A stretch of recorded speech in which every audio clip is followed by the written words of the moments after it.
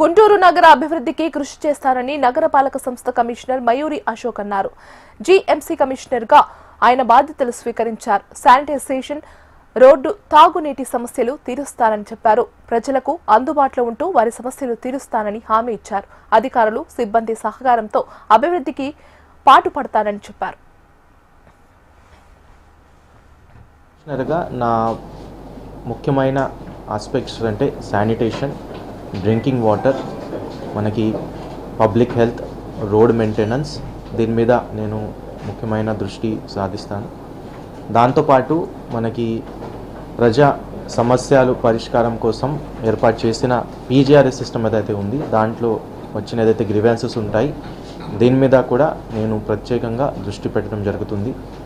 దాంతోపాటు ప్రజలకి డైరెక్ట్గా కలిసడానికి క్షేత్రస్థాయిలో కూడా ప్రతిరోజు పర్యటన చేయడం జరుగుతుంది.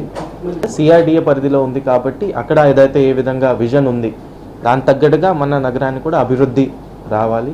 ఈ విధంగా కూడా నేను ప్రయత్నిస్తాను. మీ అందరికీ ఐడియా ఉంది, గుంటూరు నగరకి దాదాపు 10 లక్షల వరకు జనాభా ఉంది. సిఆర్డిఏ పరిధిలో ఒక కీలకమైన నగర్. సో దానికి తగ్గట్టుగా అభివృద్ధి చేయడానికి నేను కృషి చేస్తాను. అందరు అధికారులు, సిబ్బంది అందరి సమన్వయంతో ఈ కృషి చేయడానికి నేను తప్పకుండా కృషి